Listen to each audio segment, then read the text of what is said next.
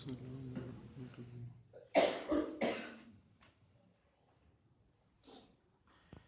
نحمده ونستعينه ونصلي على رسوله الكريم، أما بعد. باب الجمع بين السورتين في ركعة والقراءة بالخواتيم وبسورة قبل سورة وبأول سورة.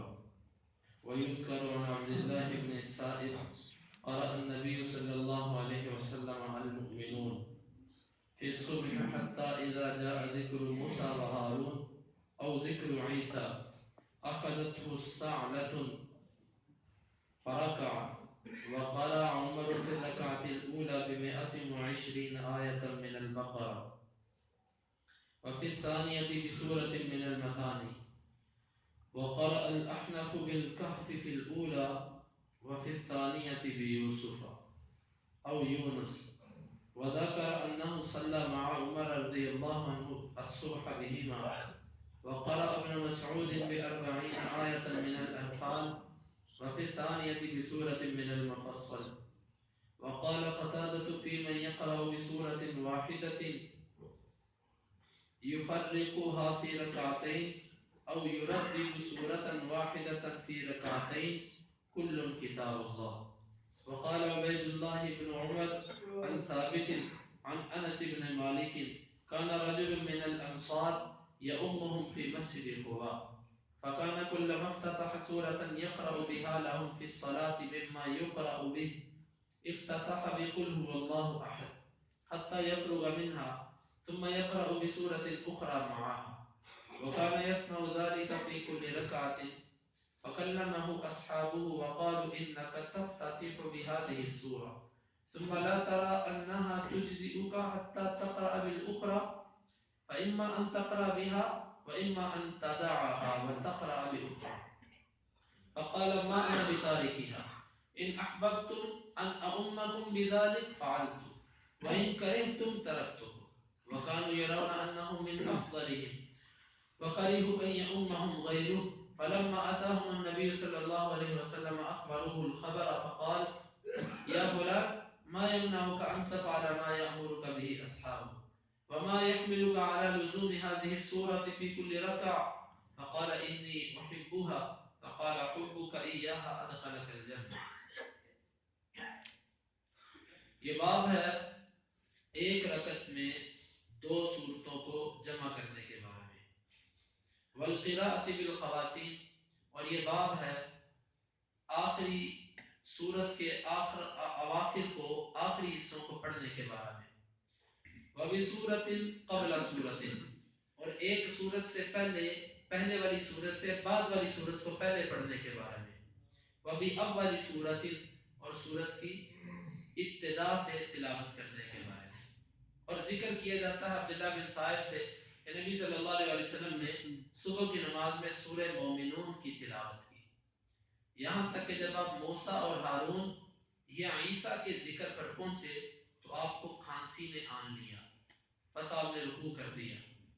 اور عمر رضی اللہ عنہ کے بارے میں آتا ہے کہ پہلی رکعت میں 120 آیات سورہ بقرہ سے تلاوت کی، اور دوسری رکعت کے اندر مثانی میں سے ایک پوری سورت تلاوت کی۔ اور احنف کے بارے میں آتا ہے کہ پہلی رکعت میں سورہ کہف کی تلاوت کی اور دوسری رکعت میں سورہ یوسف یا یونس کی تلاوت کی۔ اور ذکر کیا جاتا ہے کہ انہوں نے عمر رضی اللہ عنہ کے ساتھ صبح کی نماز پڑھی انہی دو صورتوں کے ساتھ، اور انہوں نے ذکر کیا کہ عمر کے ساتھ انہوں نے انہی دو صورتوں کے ساتھ صبح کی نماز پڑھی۔ اور ابن مسعود نے سورہ انفال کی ابتدائی 40 آیات پڑھی اور دوسری رکعت کے اندر مفصل میں سے ایک سورت پڑھی۔ اور قتادہ کہتے ہیں اس شخص کے بارے میں جو ایک ہی سورت کو دو رکعتوں میں تقسیم کر دیتا ہے، بڑی سورت ہے آدھی ایک رکعت میں آدھی دوسری رکعت میں، او یردد سورۃ واحدۃ فی رکعتین، یہ دونوں رکعتوں میں ایک ہی سورت پڑھتا ہے، کل کتاب اللہ، یہ سارا یہ اللہ کی کتاب ہے۔ اور عبید اللہ بن عمر بیان کرتے ہیں ثابت سے، وہ انس بن مالک سے، وہ کہتے ہیں کہ انصار میں سے ایک آدمی تھا، وہ مسجد قباء میں انصاریوں کی جماعت کروایا کرتا تھا۔ وہ جب بھی کوئی سورت شروع کرتا تو جس سے بھی وہ قرات شروع کرتا تو اس کی ابتدا میں وہ قل هو اللہ پڑھتا، پھر دوسری سورت پڑھتا، یہاں تک کہ وہ اس سے فارغ ہو جاتا، پھر اس کے ساتھ کوئی اور سورت ملاتا، قل هو اللہ کے ساتھ، اور یہ ہر رکعت میں ویسے کیا کرتا تھا۔ اس کے ساتھیوں نے اس سے کہا کہ تو سورہ فاتحہ کو قل هو اللہ کو شروع کرتا ہے، کیا تجھے یہ کافی نہیں ہوتی؟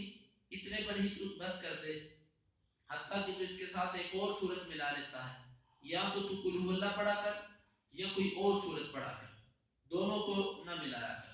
اس نے کہا ما انا بتارکیھا، میں تو اس کو چھوڑنے والا نہیں، اگر تم پسند کرتے ہو تو میں اسی طرح تمہاری جماعت کروں گا، اگر تم ناپسند کرتے ہو تو میں جماعت نہیں امام چھوڑ دیتا ہوں۔ اور وہ جو انصاری تھے وہ سمجھتے تھے کہ ہم میں سے سب سے افضل بندہ یہی ہے قرات کے اعتبار سے، تو انہوں نے ناپسند کیا کہ کوئی غیر مسلح پر کھڑا ہو۔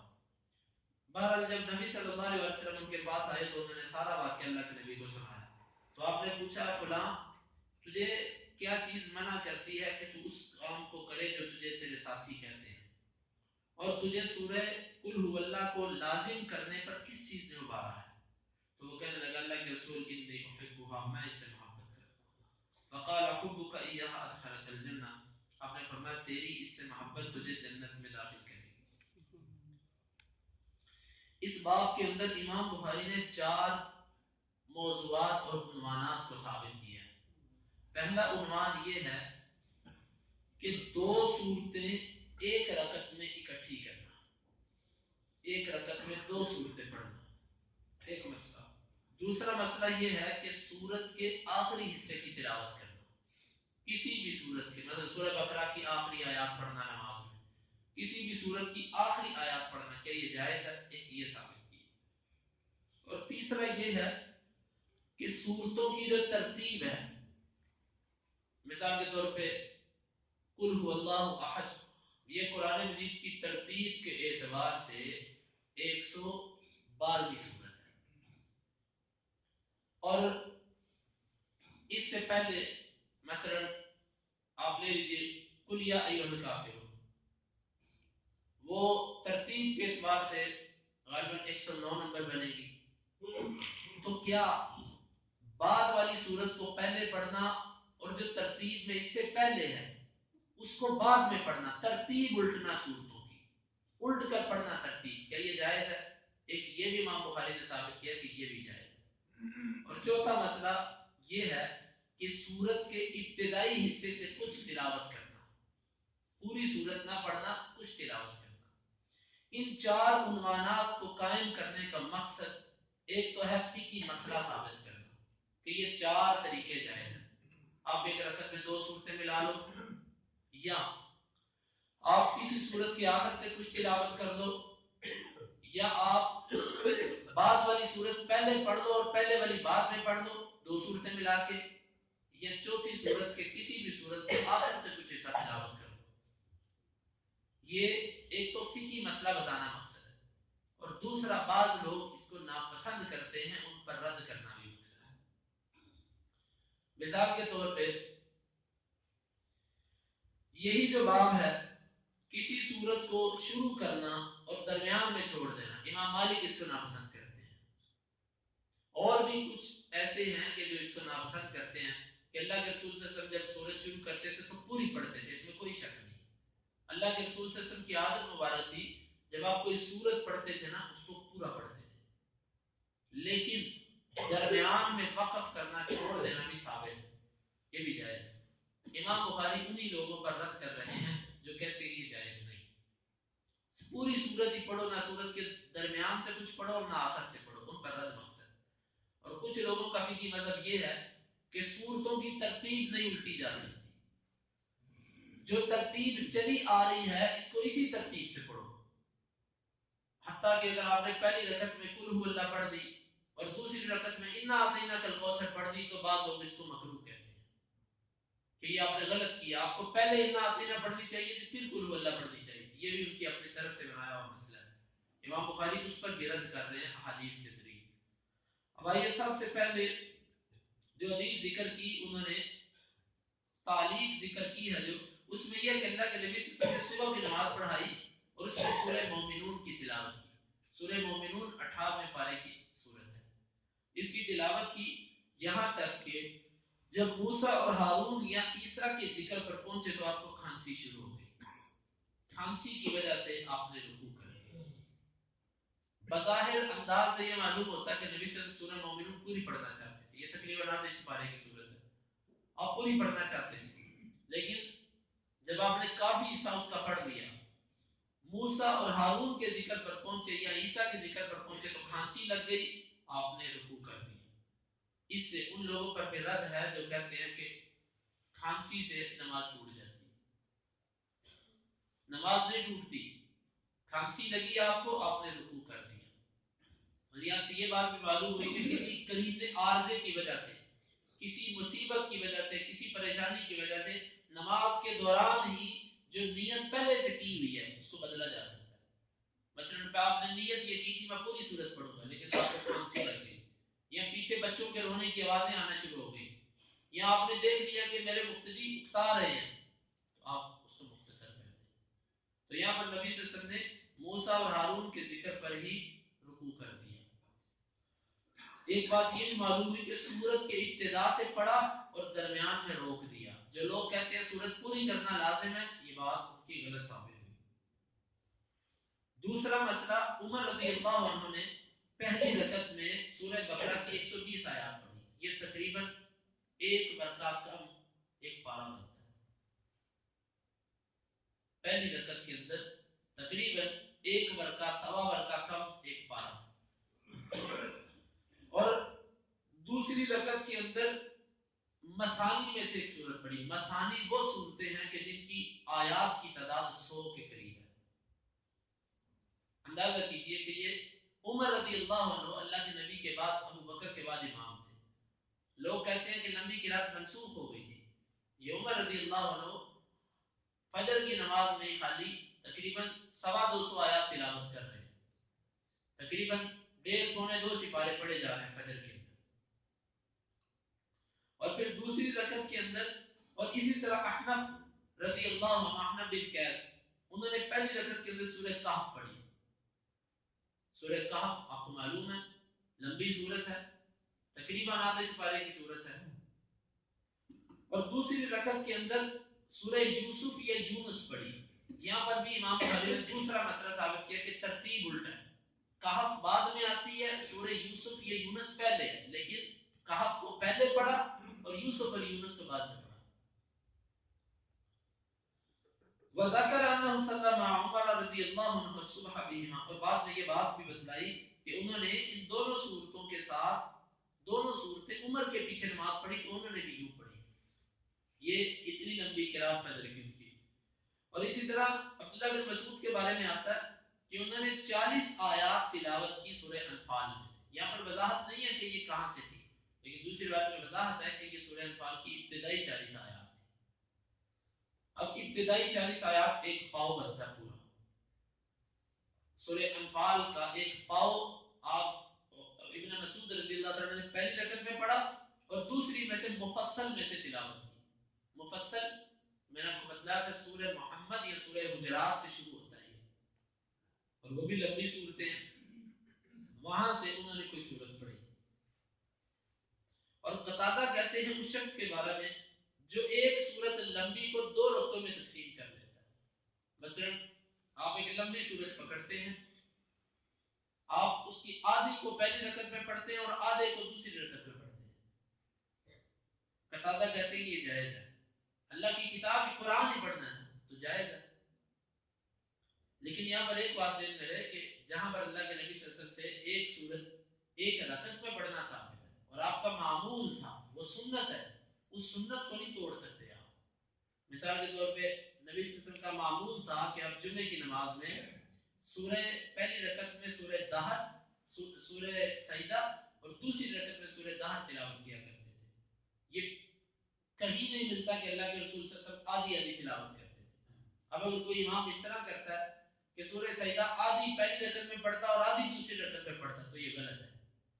یہاں دونوں صورتیں ان کا کچھ کچھ حصہ پڑھتا ہے. سورہ سجدہ کا کچھ حصہ پہلی رکعت میں پڑھ دیا اور سورہ دہر کا کچھ حصہ دوسری رکعت میں پڑھ دیا, اور وہ یہ سمجھتا ہے کہ اس نے سنت پر عمل کیا. یہ سنت پر عمل نہیں, نماز ہو گئی, نماز پڑھنے فرق پڑا, لیکن اس نے جو سمجھ کر پڑھا ہے نا کہ جمعے کے دن یہ صورتیں پڑھنا سنت ہے, اس سنت پر اس نے عمل کوئی نہیں کیا. کیونکہ سنت تو یہ ہے کہ پوری رات صورتیں پڑھو. نبی صلی اللہ علیہ وسلم نے آدھی بچندی صورتیں نہیں پڑھی. اور آپ دیکھ رہے ہیں کہ مسلسل آپ دیکھتے آ رہے ہیں کہ اللہ کے نبی کی فجر کی نماز کتنی لمبی ہوتی تھی. یوں اگر دیکھا جائے تو جمعے کی فجر کی نماز چھوٹی ہوتی تھی عام دن کی فجر کے مقابلے. جہاں پر عام فجر کی نماز میں 3 پاؤ پڑھا جا رہا ہے، آدھا پڑھا جا رہا ہے، پارے کی تلاوت ایک ایک رکعت میں ہو رہی ہے، وہاں پر جمعے کے دن سورہ سجدہ اور سورہ دہر کی تلاوت تو بہت چھوٹی ہے اس کے مقابلے میں. جمعے کی نماز چھوٹی بنتی ہے عام فجر کی نمازوں کے مقابلے میں. تو یہ احنف نے کہا کہ قتادہ کہتے ہیں دونوں طریقے جائز ہیں، کیونکہ کتاب اللہ ہے، کسی عام دنوں میں کسی صورت کو آپ پکڑتے ہیں لمبی صورت، آدھی ایک رکعت میں آدھی میں، جائز ہے. او یردد سورۃ واحدۃ فی رکعتین کل کتاب اللہ، یا ایک ہی صورت کو 2 رکعتوں میں پڑھ دیتا ہے. پہلی رکعت میں بھی کل ہو اللہ پڑھا، دوسری رکعت میں بھی کل ہو اللہ پڑھا، کوئی حرج نہیں، جائز ہے. لیکن یہاں پر ایک مسئلہ ہے کہ ایک بندہ اگر سستی اور مداہنت کی وجہ سے اس نے یاد ہی 2-3 صورتیں کی ہوئی ہیں بس، اور اسی پر وہ گزارا کرتا ہے، کل ہو اللہ پڑھ کے انا اعطیناک الکوثر پڑھ کے 2 صورتیں اس کو یاد، ہر رکعت میں وہ یہی پڑھتا ہے، تو یہ اس کی قرآن کے معاملے میں سستی ہے. اس کو یہ اپنی سستی ختم کرنی چاہیے. نماز کے بارے میں ہم نہیں کہہ سکتے کہ اس کی نماز نہیں، نماز ہو گئی، لیکن یہ اس کی سستی ہے، اس پر اس سے سوال ہو سکتا ہے.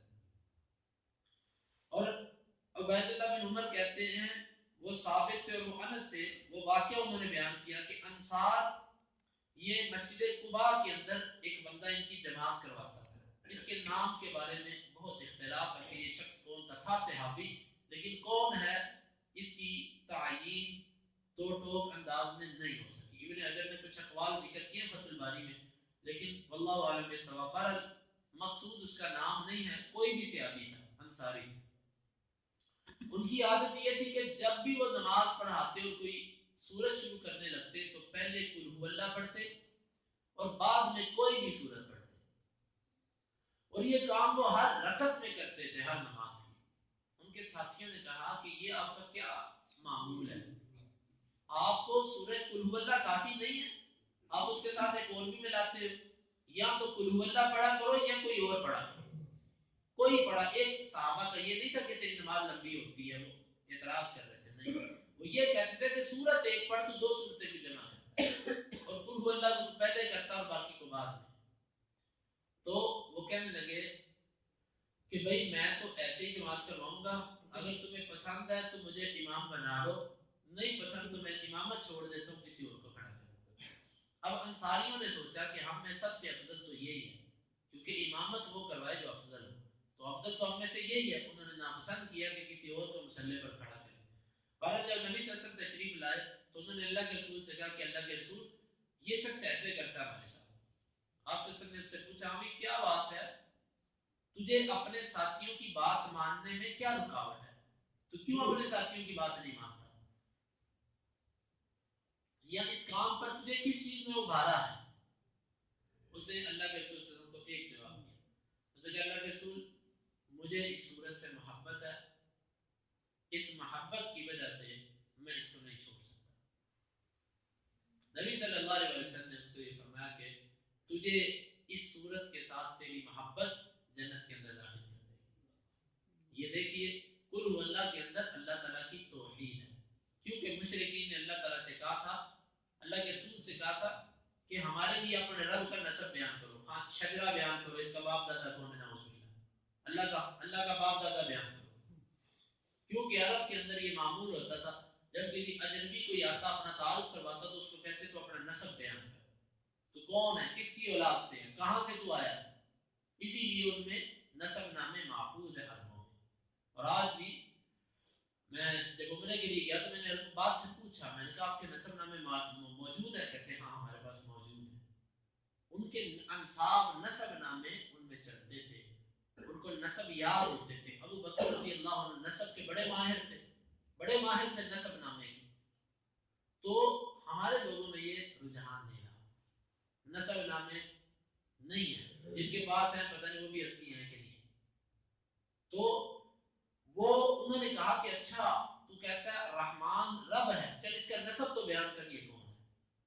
تو رسول اللہ صلی اللہ علیہ وسلم نے جب انہوں نے یہ سوال کیا تو اللہ تعالیٰ نے یہ صورت نازل کی قل هو اللہ احد. آپ ان سے کہو اللہ یکتا ہے.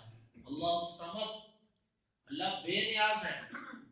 جس کا خاندان ہوتا ہے وہ بے نیاز نہیں ہوتا. لم یلد ولم یولد, نہ اس نے کسی کو جنا اور نہ وہ کسی سے جنا گیا.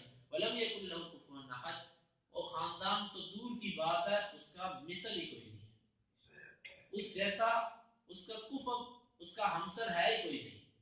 یہ صورت تب اتری. تو صحابی کو اس صورت سے محبت تھی کہ اس میں اللہ کی توحید ہے, اس میں اللہ کی وحدانیت ہے, کیونکہ اس صورت کو توحید کی صورت, اسی لیے سلوس القرآن, قرآن کا تیسرا حصہ کہا جاتا ہے, تو اس سے اس کی محبت تھی. ہم تو قل هو اللہ پڑھتے ہیں چھوٹی ہونے کی بنا پر, کہ چھوٹی ہے جلدی کام ختم ہو جاتا ہے. وہ صحابی قل هو اللہ پڑھتے تھے محبت کی بنا پر, اور اس کے ساتھ ایک اور صورت بھی ملایا کرتے تھے. اللہ کے رسول نے ان سے کہا کہ تجھے اس صورت کی محبت جو ہے وہ جنت میں داخل کر دے گی. اللہ تعالیٰ ہمیں بھی یہ محبت عطا فرمائے. تو امام بخاری کے قائم کیے ہوئے 4 عنوانات, وہ چاروں کے چاروں ثابت ہوئے. آخری باب سے بھی یہ معلوم ہوا کہ اگر کوئی امام محبت کی بنا پر کسی صورت کے ساتھ اس کے دلی لگاؤ ہے, اس کو اگر وہ بار بار پڑھتا ہے تو مقتدی اس پر اس بات کو بنیاد بنا کر اس کو امامت سے معزول نہیں کر سکتے. رسول اللہ صلی اللہ علیہ وسلم نے اس کو باقی رہنے دی. اگر اس کی وجہ یہ ہوتی کہ اللہ کے رسول مجھے اور کچھ یاد نہیں ہے, تو اللہ کے رسول اس کو کہتے کچھ اور یاد کرو, لیکن اس کی وجہ ہی محبت تھی, کہ محبت کی وجہ سے میں ایسے کرتا ہوں, آپ نے اس کو قائم رہنے دیا. تو اس لیے اگر کوئی محبت کی وجہ سے, شوق کی وجہ سے اگر کسی مخصوص حصے کو بار بار پڑھتا ہے تو اس سے اس کو معزول نہیں کیا جا سکتا. اور اس سے یہ بھی معلوم ہوا کہ نبی صلی اللہ علیہ وسلم کے سامنے وہ ترتیب کو الٹتا تھا, قل هو اللہ پہلے پڑھتا تھا, باقی صورتیں بعد میں پڑھتا تھا, لیکن آپ نے اس کو نہیں بدلا. لیکن یہ واقعہ ایک نہیں ہے, یہ واقعے 2 ہیں. ایک واقعہ وہ ہے کہ جب آپ نے ایک لشکر بھیجا جہاد کے لیے, تو ان کا جو امام تھا وہ بھی یہ کام کیا کرتا تھا, لیکن اس واقعے اور اس واقعے میں فرق ہے. یہ قل هو اللہ پہلے پڑھتا تھا اور باقی صورتیں بعد میں. وہ جو تھا وہ قل هو اللہ پہلے پڑھتا تھا, وہ قل هو اللہ پہلے, وہ قل هو اللہ کو بعد میں پڑھتا تھا اور باقی صورت پہلے پڑھتا تھا. اور یہ معاملہ, اور وہاں پر اس نے خود اللہ کے رسول سے کہا کہ اللہ کے رسول سے پوچھو, اپنے ساتھیوں سے کہا کہ پوچھو اس سے. تو بہرحال ابن حجر بھی کہتے ہیں کہ یہ 2 واقع ہو سکتے ہیں, کہ یہ شخص اور ہے اور وہ شخص اور ہے. واللہ عالم بالصواب. اس کی مزید جو کچھ اس میں فقہی مذاہب ہیں وہ انشاءاللہ کل کے درس میں. اللہ رب العزت سے دعا ہے کہ اللہ تعالیٰ کتاب و سنت کو سمجھنے کی اور اس پر عمل کی توفیق عطا فرمائے. اللهم انفعنا بما علمتنا وعلمنا ما ينفعنا وزدنا علما. اللهم اقسم لنا من خشيتك ما يحول به بيننا وبين معصيتك, ومن طاعتك ما تبلغنا به جنتك, ومن اليقين ما تهون به علينا مصائب الدنيا.